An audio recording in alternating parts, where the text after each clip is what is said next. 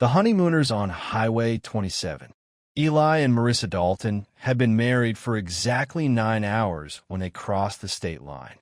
Their car was filled with wedding leftovers, flowers, confetti, the smell of vanilla cake, and the kind of laughter only newlyweds could maintain.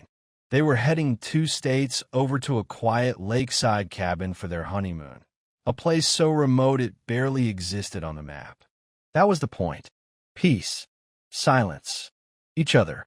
The world still felt warm and soft, like a sunrise. The road, however, did not. It stretched endlessly, miles of pine forest and cracked pavement, until even the radio crackled into nothing. "Next stop, bathroom and snacks," Eli said, drumming his fingers on the steering wheel. "And caffeine," Marissa groaned. "I'm running on pure romance and cake." They shared a tired laugh. 15 minutes later, a lonely gas station appeared. A flickering sign, a single pump, and an old building that looked like it shouldn't still be standing. But it was open, so they pulled in. Marissa headed inside for drinks, while Eli began refueling. That's when a battered SUV rolled up beside them, dust kicking around its wheels. A couple stepped out, young, smiling, overly enthusiastic in the way strangers rarely were. "Hey there," the woman called out, waving with an energy that didn't match the late hour. "Long trip?" Eli nodded, giving a polite smile. "Honeymoon road trip." "No way," the man said, stepping closer. "Us too. Just got married yesterday." The woman lifted her hand to show off a ring. It was dull, old, nothing like something new. But maybe it was a family ring, Eli thought. Marissa returned from the store with iced coffee in hand, and the strangers immediately swooped in. "I'm Anna," the woman said. "And I'm Paul," the man added. "Congratulations. Newlyweds like us." Marissa smiled, but her eyes lingered on the SUV. The back seat was piled with duffel bags that didn't look like luggage, more like tools, straps, and something metallic peeking from beneath a tarp. "Where are you two headed?" Anna asked. "A cabin by Silverline Lake," Eli answered. Anna's eyes widened. "Us too. Same direction, at least." She glanced at Paul. "Honey, maybe we could drive together? Newlywed road buddies." Paul grinned a little too widely. "Yeah, safety in numbers." Marissa felt a cold prickle across her arms. "Oh," she said gently, "we were planning to take a slower route, make a few sightseeing stops." Paul shrugged. "We know a shortcut. Saves at least an hour." Anna nodded rapidly. "It's scenic and quiet. You'll love it." Quiet was what they wanted, but something about their rush to travel together felt wrong. Off. Still, they didn't want to seem rude. "We'll follow you," Eli said cautiously. "At least until the main highway splits." Anna said, "Perfect."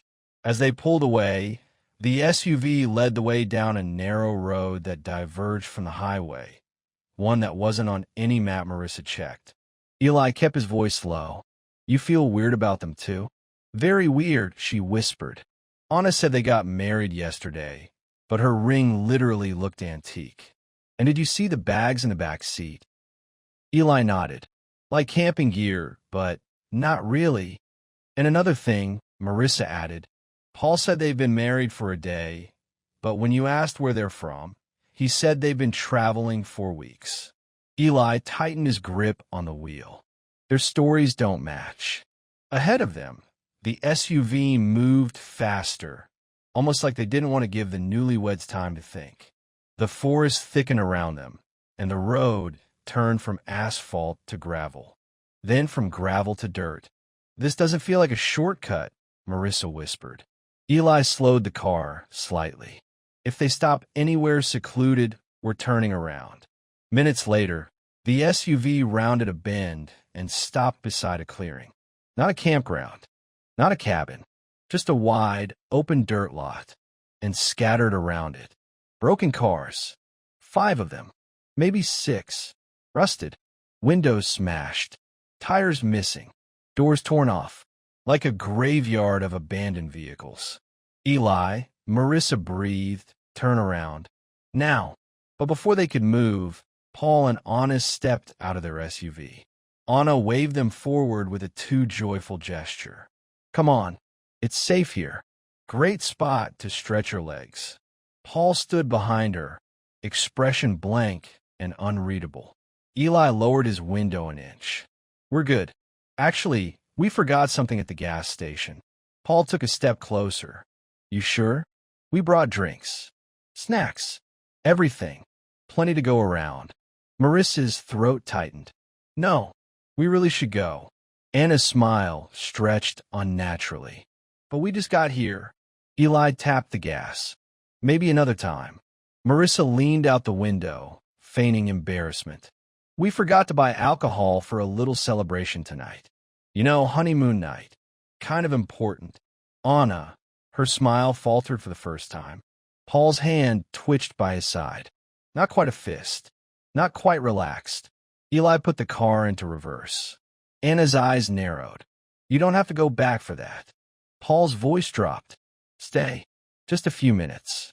Eli didn't wait. He hit the gas. The car whipped backward, gravel spraying behind them. Paul shouted something, but the sound was swallowed by the forest. The SUV didn't start. No engine revved. No pursuit followed. Marissa checked the mirrors. Are they chasing us? No, Eli breathed. But I don't want to find out why. They drove faster than they ever had, taking random turns until the unfamiliar roads finally connected back to the highway. Only then did Eli pull over on the shoulder, shaking. Marissa covered her mouth with trembling hands. What was that? She whispered. Eli swallowed hard. I don't know, but it wasn't a newlywed couple. They sat there until their hearts slowed down enough to breathe again. Hours later, they reached their cabin at the lake, but neither felt relaxed. The silence they had craved now felt suffocating. Every shadow carried an image of Anna's too bright smile. Every creak of the cabin floor sounded like footsteps approaching. By morning, without even unpacking fully, they made their decision. We're going home, Eli said. Now, Marissa agreed. The drive back felt different, quieter, heavier. They stayed on major highways. They stopped only at crowded rest areas. They didn't speak much, simply holding hands over the center console as though afraid to let go. When they finally pulled into their driveway, the last light of sunset painted their home in warm orange. Normal, safe, real. Marissa exhaled shakily. I thought our honeymoon would be peaceful. Eli squeezed her hand. We almost didn't have one. They sat in the car for another long moment before going inside. The world hadn't changed, but they had. They knew now how easily danger could wear a smile, how quickly trust could be weaponized, how close they had come to becoming another broken car in a silent clearing. That night, they curled up in their own bed. No lake, no forest, no strangers, and held each other until sleep finally found them. And neither of them ever took quiet places for granted again.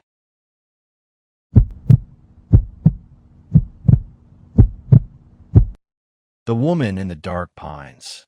Evan Ross hadn't planned on taking a road trip so soon after signing his divorce papers, but staying in his apartment, surrounded by empty walls, old memories, and a marriage that crumbled painfully, was unbearable. His dad's farm was 3 states away, quiet and isolated, the kind of place where the loudest thing at night was the wind pushing through the cornfields. Evan needed that silence. He needed to clear his head, reclaim what little peace his life still had. The trip started late. Too late, really. By the time he made it on a Highway 47, night had settled deep across the countryside. The road was a long, dark ribbon. No cars, no lights, just his fatigue creeping up behind the wheel. His eyes grew heavy. Twice, he jolted awake after veering too close to the shoulder. He cranked up the music. It didn't help. He rolled the windows down. Cold air slapped his face, but the exhaustion stuck like glue. "I need a break," he muttered. So when a small town appeared, 3 buildings, a blinking traffic light, and a bar with a neon sign barely staying lit, Evan pulled in, just long enough to shake off the sleep. Inside the bar, the smell of old beer and fried food hung thick in the air. A few locals sat scattered at tables, mostly quiet, lost in their drinks or conversations. Evan ordered whiskey and tried to avoid thinking about how long it had been since he'd felt normal. That's when he saw her, a woman sitting alone at the far end of the bar, swirling her drink with lazy circles. Her hair was dark, her build strikingly similar to his ex-wife's, and that hit him in the chest harder than he expected. Not because he missed his ex, but because the familiarity felt comforting in a strange, lonely way. He debated approaching her. She caught him staring. Then she smiled. A bright, bold smile. Too bold. Well, that settles that, he thought. He walked over. "Mind if I sit?" "Not at all," she said. Her voice was smooth, warm, and strangely inviting. "You look like you could use company. You have no idea." They talked about life, marriage, heartbreak, and how exhausting it was to pretend they were fine. Her name was Lena. She laughed loudly, leaned in close, wasn't shy about flirting. Too friendly, almost unnervingly so, but Evan chalked it up to drinks and coincidence. After an hour, Lena leaned forward. "Let's get out of here." Evan blinked. "Yeah, I'm done with this place." He hesitated, but then shrugged. "Okay. Do you need me to call you a cab?" "It's late." "Oh no," she said quickly. "You said you're driving past the east side of town?" "I live right off the highway. You can drop me there." It sounded harmless enough. So they got into Evan's car. For the first 20 minutes, everything was normal. Lena talked. Evan listened. The road grew darker the farther they drove, until the faint lights of the town were swallowed by heavy forest. "Hey," Lena said suddenly. "Can you pull over up here? I need a smoke." "There's no turnout," Evan said, glancing around. "Anywhere's fine," she insisted. "I'll be quick." Reluctantly, he pulled to the side. The trees loomed tall and black, thick as walls. No sounds, no wind, just silence. Lena stepped out and disappeared into the woods. A minute passed, then 2. Evan frowned. "Everything okay?" he called out. Branches cracked. Lena emerged, with a gun in her hand. Evan's blood went cold. "Don't freak out," she said calmly. "I just need your money and your car keys." He stared at her, stunned. "Lena, what the hell is this? Just give me what I asked for." "No." Her smile vanished. "I won't ask twice." The gun rose. Evan's hand shook as he slowly reached for his wallet. But halfway through, Lena lunged forward, snatched his keys from the ignition, shoved him back, and kicked the door shut. "Sorry," she muttered. "It's nothing personal." Then she hit the gas, spinning gravel across his legs as she tore down the road and vanished into the darkness. Evan stood there, breathing hard, furious, embarrassed, and terrified. He had no phone signal, no light, no idea where he was. Just trees, shadows, and a long stretch of road. "Don't panic," he whispered. "Just walk." So he did. He followed the road, mile after mile, using the faint tire tracks as a guide. His legs burned. His throat tightened. After half an hour, he swore he heard a car approaching from behind. He spun around. Headlights. The same car. Evan backed up quickly. No, no, no. The car slowed. Stopped beside him. The window rolled down. It was Lena. She looked different. Pale.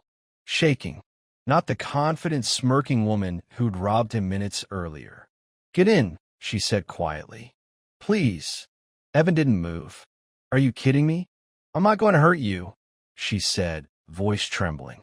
"Just please. I don't have much time." "What are you talking about?" She winced. "I'm working with someone." A guy. A dangerous guy. He pays me to pick up lonely men at the bar, get them trusting me, and bring them to him. Evan's stomach twisted. So, this was a setup? It was supposed to be, she admitted, crying now. But I can't do it anymore. I thought I could just rob you and tell him that was enough. Show him your car as proof. But he tracked me. He knows I didn't bring you. So why come back? Because he'll kill me if I don't leave tonight. Her voice cracked. I need out, and you're the only chance I have. Please just get in the car. Everything screamed no. But the terror in her eyes wasn't fake. And the woods behind him suddenly felt colder, as if something worse than him and Lena could be out there watching. Evan slowly walked to the passenger side and got in. They drove in silence for miles until the forest finally broke and the stars reappeared overhead. Lena's hands were tight on the wheel, knuckles white. I'm sorry, she whispered. For everything. Evan sighed. You made a mistake. A bad one. But you came back. She nodded shakily. Where are you headed? My dad's farm, he said. Middle of nowhere. No neighbors for miles. Can I come with you? Just until the morning. Evan studied her face under the dim dashboard light. She wasn't the femme fatale seductress from the bar anymore. She was a scared woman. Lost. Desperate. Human. Yes, he said finally. You can come. They reached the farm near sunrise. Evan's father welcomed them without question, sensing something fragile and broken in both of them. Lena stayed for the holidays, helped with chores, ate dinner with the family, slept in the guest room. Evan never pushed for details about her past, and she didn't ask him about his divorce. They existed quietly, two strangers trying to heal in the calm of rural winter. Months passed. Evan visited her in town sometimes. She called him on nights when the ghosts of her old life felt too close. He invited her back to the farm for long weekends, and she came willingly. They weren't dating. Not yet. But they weren't strangers anymore either. And whenever Evan thought back to that night on the dark road, the gun, the fear, the betrayal, he also remembered the headlights returning, the shaking voice, the desperate plea, a strange beginning, maybe even a dangerous one. But somehow, against all odds, it was the beginning of something real, and they were already planning their next road trip, this time together, this time in daylight, this time without secrets hiding in the dark.